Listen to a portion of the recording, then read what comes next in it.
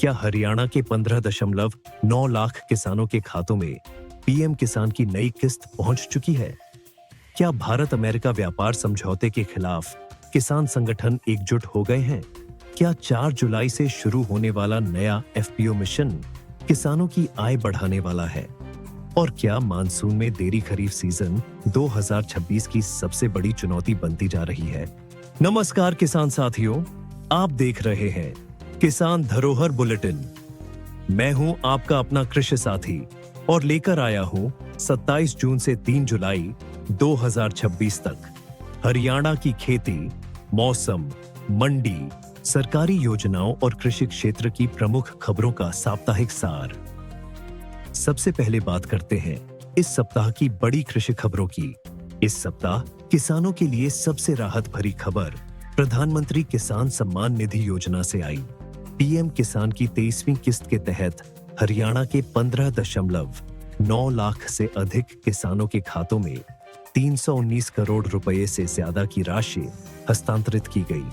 खरीफ season के बीच यह सहायता किसानों के लिए महत्वपूर्ण मानी जा रही है। दूसरी बड़ी खबर किसान संगठनों से जुड़ी रही। हरियाणा, पंजाब, राजस्थान, उत्तर प्रदेश और महाराष्ट्र के किसान संगठनों ने प्रस्तावित भारत अमेरिका व्यापार समझौते के खिलाफ साझा मोर्चा बनाया है।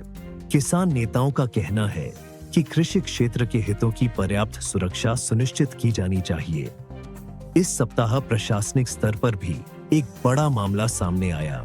हरियाणा सरकार ने कृषि विपणन बोर्ड से जुड़े कथित वित्तीय अनियमितताओं के मामले में आईएएस अधिकारी पंकज अग्रवाल को निलंबित कर दिया। यह विषय पूरे सप्ताह चर्चा में रहा। अब बात खरीफ सीजन की सबसे बड़ी चुनौती की। मानसून की धीमी प्रगति के कारण राज्य के कई जिलों में किसानों को सिंचाई के लिए ट्यूबवेल और नहरी पानी पर निर्भर रहना पड़ा। इससे धान, मक्का, ज्वार और चारा फसलों की बुवाई और रोपाई की लागत बढ़ी है।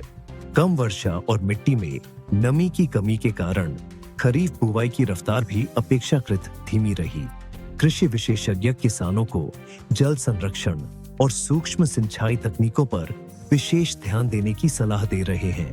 किसानों के लिए एक और महत्वपूर्ण अपडेट यह है कि राज्य सरकार 4 जुलाई से नए एफपीओ मिशन की शुरुआत की तैयारी कर रही है।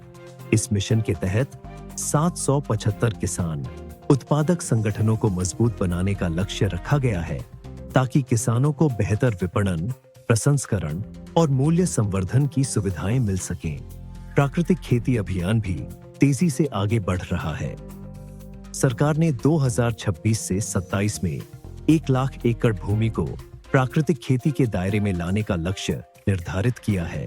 कुरुक्षेत्र और सिरसा सहित कई जिलों में इस दिशा में कार्य जारी है। फसल विविधीकरण योजना के तहत भी किसानों को प्रोत्साहन दिया जा रहा है। मक्का पर 3,000 रुपए प्रति एकड़ तथा मूंग, उड़द और अरहर जैसी दलहनी फसलों पर 3,600 रुपए प्रति एकड़ तक सहायता उपलब्ध है। इसका उद्देश्य भूजल संरक्षण और किसानों की आय में वृद्धि करना है। कृषि मशीनरी सब्सिडी योजना भी जारी है। राष्ट्रीय कृषि विकास योजना के तहत किसानों को विभिन्न कृषि मशीनों पर 50% तक सब्सिडी मिल रही है। किसानों को समय रहते आवेदन और खरीद प्रक्रिया पूरी करने की सलाह दी गई है। साथ ही खरीफ 2026 के लिए मेरी फसल मेरा ब्यौरा पोर्टल पर पंजीकरण अभियान जारी है। एमएसपी खरीद और अन्य सरकारी योजनाओं का लाभ लेने के लिए किसानों को समय पर पंजीकरण करवाना आवश्यक है। अब बात करते हैं मौसम की। इस सप्ताह अधिकांश जिलों में गर्म और उमस भरा मौसम बना रहा। कई स्थानों पर बादल छाए रहे, लेकिन व्यापक वर्षा देखने को नहीं मिली। अधिकतम तापमान 35 से 40 डिग्री सेल्सियस के बीच दर्ज किया गया। मौसम विभाग के अनुसार जुलाई के पहले सप्ताह तक मानसून के आगे बढ़ने की संभावना बनी हुई है। अब जानते हैं फसलों के लिए कृषि सलाह। धान उत्पादक किसान सिंचाई का उचित प्रबंधन करें और पानी की बर्बादी से बचें। मक्का एवं ज्वार उत्पादक किसान उपलब्ध नमी का अधिकतम उपयोग करें। कपास किसान नमी संरक्षण पर ध्यान दें और दलहनी फसलों में खरपतवार नियंत्रण शुरू करें। खेतों में जल संरक्षण उपाय अपनाना इस समय अत्यंत महत्वपूर्ण है। मंडी और बाजार की बात करें तो धान की रोपाई गतिविधियां पूरे राज्य में जारी है। मूंग की आवक बढ़ रही है और एमएसपी समर्थन किसानों के लिए सकारात्मक संकेत बना हुआ है। कपास की बुवाई जारी है, जबकि मक्का में फसल विविधीकरण योजनाओं के कारण किसानों की रुचि बनी हुई है।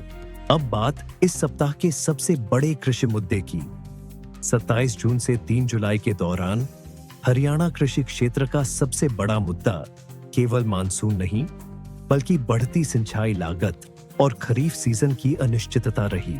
हालांकि पीएम किसान सहायता, एफपीओ मिशन, प्राकृतिक खेती अभियान, फसल विविधीकरण योजनाएं और कृषि मशीनरी सब्सिडी किसानों के लिए सकारात्मक खबरें लेकर आई हैं। किसान साथियों, सही जानकारी और सही समय पर लिया गया निर्णय ही सफल खेती की कुंजी है। फिलहाल किसान धरोहर बुलेटिन में इतना ही। खेती किसानी से जुड़ी हर महत्वपूर्ण जानकारी के लिए जुड़े रहिए किसान धरोहर के साथ। नमस्कार।